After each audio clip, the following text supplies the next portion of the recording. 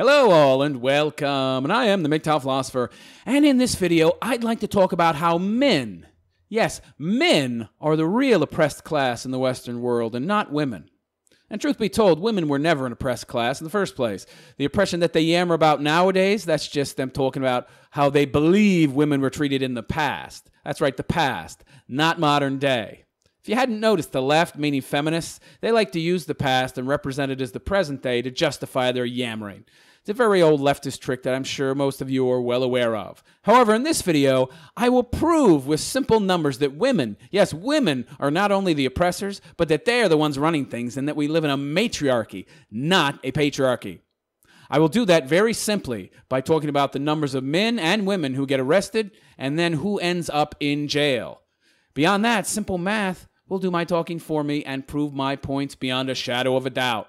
Now, in 2010, 126 of every 100,000 women were in jail. Let me reiterate, for every 100,000 women in America, 126 of those women were in jail. Now, brace yourself for these next numbers.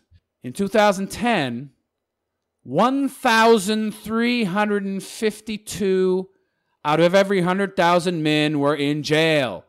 Let me reiterate that. For every 100,000 men, 1,352 of them were in jail. That's roughly 11 times more men in prison than women in 2010. And when I took a look at 2010's total numbers and compared them to 2017's total numbers for both men and women, I was shocked yet again by the numbers. In 2017, the prison population is 2.3 million, with 18% of that being women and a whopping 82% being men. How's that for equality, huh? That comes to 5.5 times more men in prison in 2017 than women. Now, the number in 2010 was 11 times more men in prison than women. So either one of two things happened.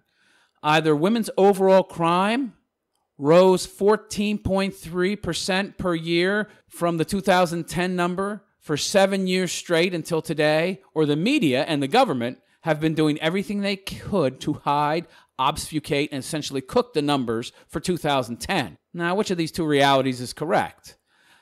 I'll let you, the listener, be the judge of that. Either way, these numbers are pretty shocking. Now, these next numbers come from Wikipedia, or should I say Dishonestpedia. And I've worked out the actual numbers using the raw data for all the different categories of crime, and then totaled them up to give the exact numbers of both men and women arrested in 2011. And in that year, 69.2% of all arrests in the United States were men, while 31.8% of all arrests for that year were women. So, 31.8% of arrests, or close to one-third of all total arrests in that year, were women, meaning around two-thirds of total arrests for that year were men. Now, this is where it gets interesting. Seeing as around one-third of arrests for crimes are women and two-thirds men, you would expect the incarceration rates to match up with the arrest rates, wouldn't you? After all, they match up in all other cases. Black arrest rates match up with black incarceration rates. Hispanic arrest rates match up with Hispanic incarceration rates. Caucasian arrest rates, they match up with Caucasian incarceration rates. However, the funny thing is, in the case of men versus women, the rates don't match up at all when compared. Heck, they're not even close. There are 5.5 times as many men in prison as women, even though they are only arrested at a rate that is around 2.2 times higher. So if you're a man, you are 2.5 times more likely on average to go to jail than a woman if you're arrested. And that's just on average. Yes, when you go by race, you see no disparity. But when you go by gender, you see massive disparities of 250%. Interesting, no? Of course, one could argue that women commit less serious crimes, so they get less or no jail time. But you'd be wrong. You see, in looking at the crimes women are arrested for, you'll see that they're committing just as many felonies as men in relation to their overall number of arrests, meaning that Being around 1/3 of those arrested, the number of serious crimes they commit matches up closely with the number of serious crimes, felonies, that men commit, meaning that they're not committing a disproportionately smaller amount of serious crimes in relation to how many of them, meaning women, are arrested. Certainly not 1 time less, let alone 2.5 to 3 times less on average. So what's going on here? How are men 2.5 to 3 times more likely to go to jail than a woman when they commit roughly the same amount of felonies? Well, I think it's obvious, isn't it? Women are privileged in Western society. We live in a matriarchy. There's also been a concentrated effort to hide these numbers from the public by mixing up dates, giving percentages that don't match up at the year being given, misrepresenting of data, and simply not doing recent studies or reporting on the exact numbers ever when it comes to women, because women's crime, well, it's on the rise, and the establishment doesn't want you to know about it. Now, even though the system is privileged towards women, it can't just let them off the hook entirely. But what it can do and does do is show them preferential treatment when being charged and sentenced. Of course, that's only if they get arrested, which is, as often as not, doesn't happen because, well, there's certain safeguards built into the system. The type of safeguards a matriarchy or a patriarchy would have in place within that system to protect whoever's running things. Funny thing is, we men don't seem to have any of these safeguards, which I thought would be the case since we're supposedly living in a patriarchy, right? That being said, even with the system biased in favor of women, it's still difficult to hide the fact that far more women are committing crimes. I mean, heck, if the numbers given for 2010 are accurate, then we're looking at an increase of 14.3% per year for crimes committed by women since 2010. That's a huge increase in female crime. So much for women being better and more noble than men. As for the dishonest narrative that masculinity is toxic and that men are somehow more evil, more violent than women, well, that's just proof positive of the matriarchy at work. This lie that women are more noble, more trustworthy, all lies. And these numbers prove that. They also prove that women are privileged and that the patriarchy is also a total fabrication. Because if it was true, then the numbers would be reversed. And only 18% of the prison population would be men, and 82% would be women. Not the other way around. As for the increase in female crime, it's easily explained. Less and less women are getting married, and less men want to marry them. And year by year, they have less help from, less money given to them by men. So more and more women are having to resort to criminal acts to make a living. By the same token, men's crime rates have been dropping year by year, something you don't hear about, while women's crime rates have been increasing in the double digits. And while women are nowhere near where men are in terms of prison population, they're catching up. They're catching up with this at a rate that shows a doubling in the prison population among women in less than a decade's time. The truth is clear.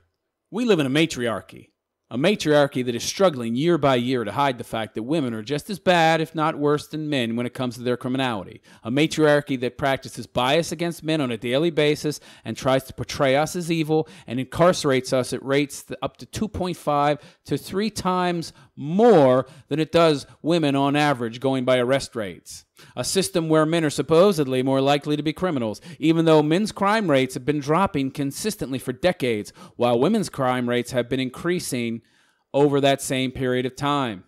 And there's only one constant in this equation, besides the fact that men consistently get found guilty and put in jail, and that's that men are getting with women less. Hence, women need to commit more crimes as they have no men to do it for them. And by the way, keep these numbers in mind. 82% of men make up the prison population, even though 31.8% of arrests are female in the United States. There are 5.5 times more men in jail than women, even though only around 2.2 times more men are arrested than women. And a man is at least 2.5 times more likely to go to jail than a woman on average if arrested. And, lest we not forget, that humongous 14.3% yearly rise in female crime over the numbers given in 2010. Yikes. Huge number. No matter how you cut the mustard, women are most certainly catching up to men in their criminality, as they have less and less men to take care of them. I talked about this in more detail in some of my earlier videos. I suggest you watch them. They're titled as follows: Marriage dropped 60% after radical feminism, number 1. The next video, number 2, marriage down 53% since 1970. And the next video, number 3, that you should watch is titled, Women Are More Violent Than Men. These videos go into more detail about the drop in marriage and the subsequent rise in female crime rate. It all has to do with men walking away from women, and it's having an effect. You'll find these videos in my original content playlist on my channel. Of course, these truths that I've spoken of in this video can be hidden from the blue-pilled man. Because those who are blue-pilled, well, they believe whatever they're told to believe by the establishment. Yeah, Russia cooked our election. Women are stronger than men. Socialism is good. Muslims love women and gays, don't you know? Etc., etc. And the kind of people who believe this kind of nonsense, they don't see reality. So they can be easily fooled. And hell, 60 years of indoctrination, well, it's turned the entire West into a bunch of simps. And what about those of us who are not simps? Who are red-pilled? Well, our numbers are growing. After all, marriage is down 53% since 1970 and dropping fast. Soon it'll be down 80% from its all-time high in 1970. And before you know it, few, if any, men will be getting married. And by that time, the system will be so strained that it will collapse under its own weight. The global elites think this collapse of Western civilization's economic system will go hand in hand with a total collapse of our traditional cultures, and that this will allow them to usher in an era of global equality, a so-called utopia on Earth. Paradise, essentially. They're wrong, of course. It'll lead to war, a bloody war, that they will lose. And all we men going our own way need to do is keep doing what we're doing. That being denying them our resources, denying them our labor, and denying them our support. It's already working. Just look at the drastic increase in female crime. Meanwhile, men's overall crime rates have been dropping yearly for decades. And though the media and government may continue to successfully hide this fact, as well as women's increasing criminal footprint from all the blue-pilled fools out there, we red-pilled men, we know the truth, and we can see that the status quo cannot last forever. Don't worry, my MGTOW brothers. In another 30, 40 years, if we continue along this same course, and there's no changing that course, by the way, well, things will collapse. And the global elites and their useful idiots in the form of women and white knights, well, they're going to be in for a rude awakening. A rude awakening indeed. The course is set. And the future? Well, the future is already decided. If you've enjoyed this video, please like, subscribe, and donate to my Patreon if you feel so inclined. You'll find a link in both the description of this video and in the last 20 seconds. I am the MGTOW philosopher, and I wish you a good day. Take care.